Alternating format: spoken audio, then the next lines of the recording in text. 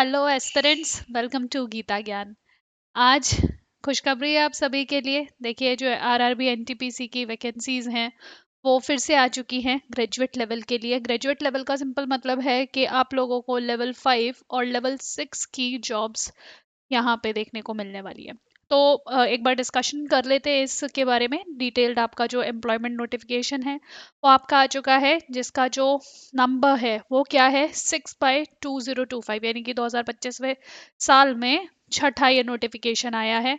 अब अगर हम इस सेंट्रलाइज एम्प्लॉयमेंट नोटिस की बात करते हैं, CEN 6/2025 की, तो इसके अंदर एनटीपीसी की नॉन टेक्निकल पॉपुलर कैटेगरीज की ग्रेजुएट लेवल की हमारे पास जो वैकेंसीज हैं उनके लिए जो एम्प्लॉयमेंट नोटिस है, मतलब इंडिकेटिव नोटिस था, वो आपका 4 अक्टूबर को आ चुका था। ठीक, इसकी जो ओपनिंग डेट है वो ऑलरेडी आपकी स्टार्ट हो चुकी है 21 अक्टूबर से, यानी कि दिवाली पे गिफ्ट दे दिया रेलवेज ने आपको। क्लोजिंग डेट क्या है, बहुत इंपॉर्टेंट है। क्लोजिंग डेट है आपका 20 नवंबर, ध्यान दीजिएगा, 20 नवंबर 2025 को ये जो आपकी पोस्ट होंगी, इसको भरने के लिए आपका जो लिंक है वो डिसेबल हो जाएगा 23:59 में। अब भाई रेलवेज में जाओगे तो ये जो रेलवे क्लॉक है इसका थोड़ा ध्यान रखिएगा।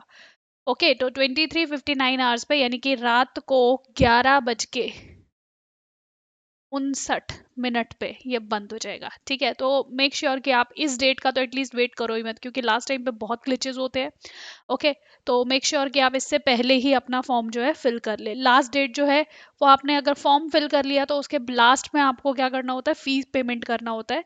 तो फी पेमेंट करने की जो तारीख है वो 22 तारीख है, 22 नवंबर 2025। अगेन वही 23:59 तक आपका वो टाइम रहेगा। नेक्स्ट आ जाता है मॉडिफिकेशन। भाई कई बार क्या होता है कि फॉर्म भरते हुए कुछ गलतियां हो जाती है, तो उसको आपको मॉडिफाई करने के लिए आपकी जो डेट रहेगी वो 23 नवंबर से 2 दिसंबर तक रहेगी। एंड वो डेट्स जिसमें क्या होगा कि आप लोगों को जो भी पर्सन्स विद डिसेबिलिटीज होते हैं, अगर वो लोग अप्लाई कर रहे हैं, उनको स्क्राइब की रिक्वायरमेंट होती है। तो स्क्राइब जो हैं उनकी डिटेल्स आपको 3 दिसंबर से 7 दिसंबर के बीच में फिल करनी होगी। अब बात आ जाती है कि यहाँ पे ये जो अपना पूरा डेट्स है इसमें से हमारे लिए क्या क्या इंपॉर्टेंट है, तो वेरी वेरी वेरी इंपॉर्टेंट, 20 नवंबर ध्यान रखना, ये क्या है, फॉर्म फिल करने की लास्ट डेट है और फी पेमेंट की लास्ट डेट 22 दिसंबर है। ओके, नेक्स्ट आ जाता है कि मैम यहाँ पे कौन कौन सी वैकेंसीज आई हैं। अब अगर हम यहाँ पे देखें कौन कौन सी वैकेंसीज आई हैं, तो हमारे पास है चीफ कमर्शियल कम टिकट सुपरवाइजर, ये लेवल 6 का जॉब हो जाता है। ठीक है, जिसके अंदर CCTS इसको बोला जाता है। तो ये जो CCTS का जो पोस्ट होगा, ये आपका इनिशियल ग्रेड पे इसका 35,400 है। मेडिकल स्टैंडर्ड B2 है। एक हम अलग से वीडियो बना लेंगे जिसके अंदर हम मेडिकल स्टैंडर्ड्स के ऊपर बात करेंगे। एज जो है वो क्या रहेगी आपकी, 18 से 33 साल रहने वाली है, और सभी आरआरबीज में जो इसका वैकेंसी रहेगा वो 161 है। स्टेशन मास्टर के लिए 6 वैकेंसीज हैं आपके, 6 ग्रेड पे का है ये भी। एंड इसका भी जो इनिशियल ग्रेड पे है यही है। इसका जो मेडिकल स्टैंडर्ड है वो B2 से ऊपर है, मतलब बिना चश्मे वाले लोग ही इसके लिए अप्लाई कर सकते हैं। A2 मेडिकल स्टैंडर्ड में 18 से 33। देखो एक चीज़ ध्यान रखना, सबका जो एज है ना वो 18 to 33 ही है। ओके, यहाँ पे 615 अपनी वैकेंसीज हैं टोटल सभी आरआरबी जोन्स में। फिर है गुड्स ट्रेन मैनेजर, जिसको पुराने ज़माने में या पहले जो है गुड्स गार्ड कहा जाता था। तो जो ट्रेन मैनेजर है लेवल 5 का पोस्ट होता है, 29,200 इसका इनिशियल ग्रेड पे है। A2 मेडिकल स्टैंडर्ड है, और यहाँ पे सबसे ज़्यादा वैकेंसीज इसी के अंदर है, 3416 वैकेंसीज। नेक्स्ट आ जाता है junior accounts assistant come typist, one of the very good jobs in railways. ठीक है, लेवल 5 का आपका जॉब रहेगा 29,200। मेडिकल स्टैंडर्ड C2 रहेगा, यानी कि आपके चश्मे लगे हुए हैं, आपकी आंखें कमज़ोर हैं, आप इसमें डेफिनेटली अप्लाई कर सकते हैं। 921 वैकेंसीज हैं। फिर आ जाता है senior clerk come typist, again a good job, जहाँ पे आपका लेवल 5 का जॉब रहेगा ये 29,200। C2 मेडिकल स्टैंडर्ड है, और 638 वैकेंसीज यहाँ पे आपको देखने को मिलेगी। ये दोनों ना आपकी इसमें टाइपिंग भी ज़रूरी है, तो ध्यान देना, ये टाइपिंग वाली पोस्ट है। लास्ट आ जाता है आपका traffic assistant, traffic assistant level 4 का जॉब है, जहाँ पे आपका इनिशियल ग्रेड पे 25,500 है। A2 मेडिकल स्टैंडर्ड है और इसमें टोटल 59 वैकेंसीज हैं सभी आरआरबीज में। अब यहाँ पे जो एज दी गई है 18 से 33, 18 से 33 का यहाँ पे ध्यान दीजिएगा क्या एज है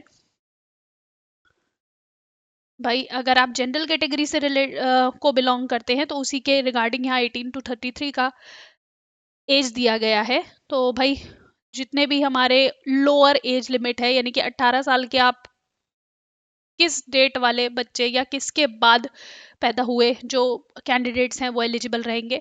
तो अगर आप 1 जनवरी 2008 के बाद पैदा हुए हो तो भाई आप एलिजिबल नहीं हो, ठीक है। यानी कि if you are born before, ठीक, if you are born before 1 जनवरी 2008 तो आप इसके लिए एलिजिबल हो। अगर आप इस डेट को भी पैदा हुए हो तो भी आप जो है यहाँ पे एलिजिबल हो।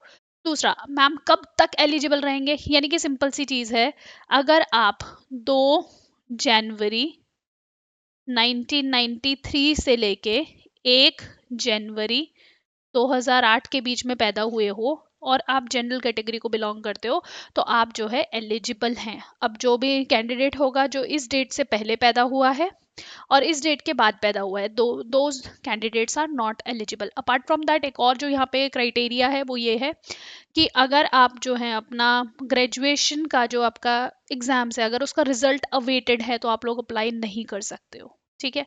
तो ये अपना सारा का सारा क्या है इंपॉर्टेंट चीज़ें हैं जो आप लोगों को भी ध्यान रखनी है। अगला जो एक वीडियो रहेगा उसके अंदर हम ये मेडिकल स्टैंडर्ड्स के बारे में बात कर लेंगे कि कौन कौन से मेडिकल स्टैंडर्ड्स में क्या चीज़ें रहती हैं।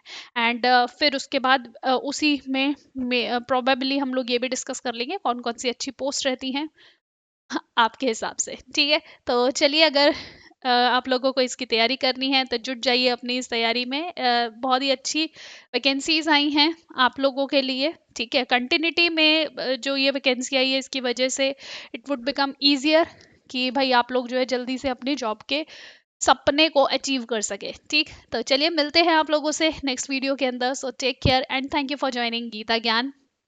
Bye bye.